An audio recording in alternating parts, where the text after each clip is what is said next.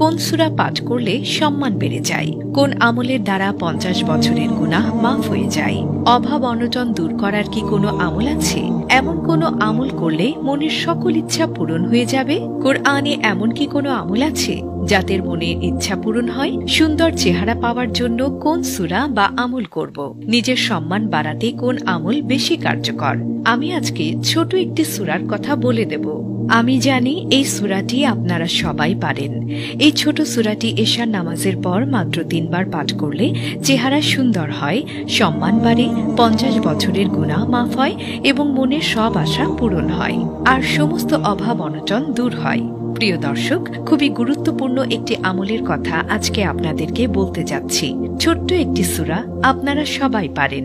প্রিয় দর্শক, পরিপূর্ণ দলিল প্রমাণ সহকারে আপনাদেরকে জানাবো। বন্ধুরা, ভিডিওটি শুরু করার আগে একটু প্রার্থনা করি। হে আল্লাহ, আমাদের সকল প্রকার গুনাহ ও বিপদ থেকে রক্ষা করুন। যারা ভালো চেহারা, সম্মান এবং নিজের সকল গুনাহ মাফ করাতে চান, সকলেই কমেন্টে লিখুন আমিন। এবং এই ভিডিওটিতে একটি লাইক দিন ও যারা চ্যানেলটি সাবস্ক্রাইব করেননি, চ্যানেলটি সাবস্ক্রাইব করুন।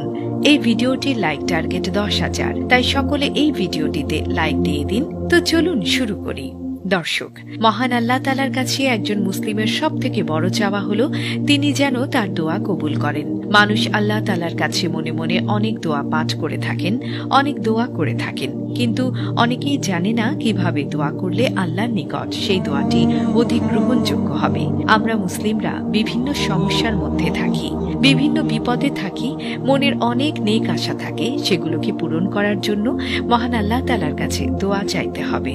এই বিষয়ে হযরত সুলাইমান দারানী রাদিয়াল্লাহু তাআলা আনহু বলেন, যে ব্যক্তি আল্লাহর কাছে কোনো প্রার্থনা করতে চায় তার উচিত প্রথমে দুরূদ পাঠ করে নেয়া এবং দুরূদ দ্বারা দোয়া শেষ করে নেয়া, কেননা আল্লাহ তাআলা যে দোয়ার শুরু এবং শেষে দুরূদ শরীফ পাঠ করা হয় সেই দোয়া খুব তাড়াতাড়ি কবুল করা হয়। সুবহানাল্লাহ।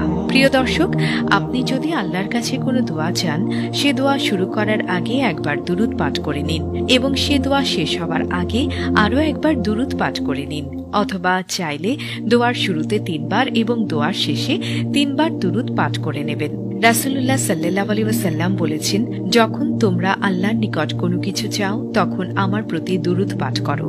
আল্লাহর শান এরূপ নয় যে কেউ তার কাছে 2টি জিনিস চাইলে একটি পূরণ করবেন এবং অপরটি পূরণ করবেন না, বরং আল্লাহর কাছে যদি কোনো ব্যক্তি 1টি নয়, 2টি নয়, 1000টি জিনিস চায় এবং সেই চাওয়া পাওয়া যদি সেই ব্যক্তির জন্য ভালো কিছু হয়ে থাকে, তাহলে আল্লাহ তাআলা অবশ্যই তা কবুল করেন। তো আসুন জেনে নেই যে সূরাটি 3 বার পাঠ করলে আল্লাহ সুবহানাহু ওয়া তাআলা আপনার মনের সকল নেক আশা পূরণ করবেন। সূরাটি কিভাবে পড়বেন, কখন পড়তে হবে তা এখনই আমরা জেনে নেই। রাসূলুল্লাহ সাল্লাল্লাহু আলাইহি ওয়াসাল্লাম বলেছেন, সূরা ইখলাস 3 বার পাঠ করলে, আল্লাহর দরবারে দোয়া করলে আল্লাহ সুবহানাহু ওয়া তাআলা তার মনের নেক আশা পূরণ করেন। কেননা সূরা ইখলাস পবিত্র কোরআনের 1/3 সমান। অর্থাৎ এশার নামাজের পর প্রথমে একবার দুরূদ শরীফ পাঠ করব, তারপর সূরা ইখলাস 3 বার পাঠ করব এবং আল্লাহর কাছে দোয়া চাইব। দোয়া চাওয়ার পরে দোয়া শেষ করবার মুহূর্তে কমপক্ষে আরও একবার দুরূদ শরীফ পাঠ করব। এক্ষেত্রে দুরূদে ইব্রাহিম পড়া উত্তম। তাহলে আল্লাহ সুবহানাহু ওয়া তাআলা আমাদের মনের নেক মাকসাদ, মনের নেক আশা পূরণ করবেন ইনশাআল্লাহ। এছাড়াও রাসূলুল্লাহ সাল্লাল্লাহু আলাইহি ওয়াসাল্লাম বলেছেন, যে ব্যক্তি প্রতিদিন 200 বার সূরা ইখলাস পড়বে তার 50 বছরের গুনাহ ক্ষমা করে দেয়া হবে। সুবহানাল্লাহ। তিরমিজি হাদিস 2898। হযরত সাহাল ইবনে সাদ সাঈদী রাহমাতুল্লাহি আলাইহি থেকে বর্ণিত, তিনি বলেন, এক ব্যক্তি রাসূল সাল্লাল্লাহু আলাইহি ওয়াসাল্লামের কাছে দারিদ্র্যের অভিযোগ করল। তখন রাসূল সাল্লাল্লাহু আলাইহি ওয়াসাল্লাম তাকে বললেন, যখন তুমি ঘরে যাও তখন সালাম দিবে এবং একবার সূরা ইখলাস পাঠ করবে। এই আমল করার ফলে কিছুদিনের মধ্যে তার দারিদ্রতা দূরীভূত হয়ে যায়। কুরতুবী 20/185। প্রিয় দর্শক, তাহলে বুঝতেই পারছেন সূরা ইখলাসের এই আমলটি একটি পরীক্ষিত আমল, এতে কোনো সন্দেহ নেই। দর্শক, তো এখন আমি আপনাদেরকে অনেক অনেক গুরুত্বপূর্ণ একটি আমলের কথা বলে দেব। ঘুমানোর আগে যে ছোট্ট কাজে পাওয়া যাবে জান্নাত, খুব ছোট আমল, সহজ আমল, সবাই করতে পারবেন। তাহলে চলুন জেনে নেই।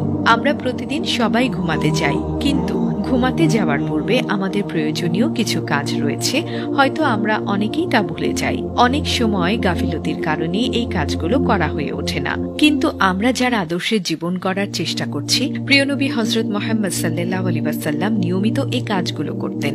মহানবী সাল্লাল্লাহু আলাইহি ওয়াসাল্লাম যা কিছু করতেন তাই আমাদের জন্য সুন্নত। রাসূলুল্লাহ সাল্লাল্লাহু আলাইহি ওয়াসাল্লাম প্রতিদিন ঘুমের আগে খুব ছোট ছোট এই সুন্নত আদবগুলো পালন করতেন। আর তা হলো ঘুমের আগে প্রথমে ওযু করে মিসওয়াক করা, সুরমা দেয়া, মাথা আঁচড়ানো, আর মাথা আঁচড়ানোর ক্ষেত্রে প্রথমে ডান, পরে বামে এসে শেষে মাঝখানে, আর এটাই মাথা আঁচড়ানোর নিয়ম। আর সকল খাবার ঢেকে রাখা, শোয়ার আগে বিছানা ঝেড়ে নেয়া, বাতি বন্ধ করা এবং ডান কাঁধ হয়ে শুয়ে পড়বেন।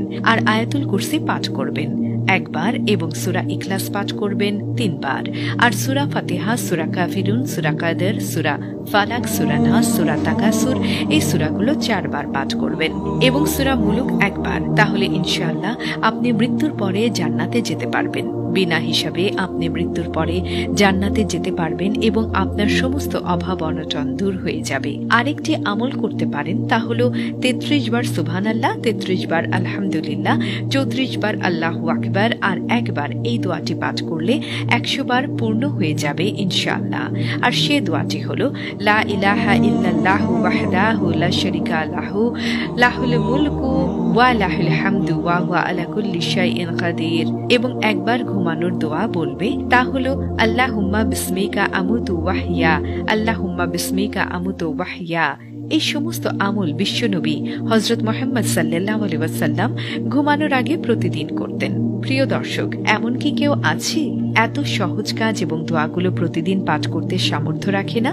যারা এই দোয়াগুলো নিয়মিত পাঠ করবে এবং কাজগুলো করবে, আল্লাহ তাদের জান্নাত দান করবেন। একদা সাহাবাগণ আল্লাহ রাসূল সাল্লাল্লাহু আলাইহি ওয়াসাল্লামকে কোন সময় দোয়া অধিক রূপে কবুল হয় সে বিষয়ে প্রশ্ন করলে রাসূল সাল্লাল্লাহু আলাইহি ওয়াসাল্লাম বলেছিলেন, গভীর রাতের শেষ অংশে এবং সকল ফরজ নামাজের শেষে দোয়া কবুল হয়। তিরমিজি।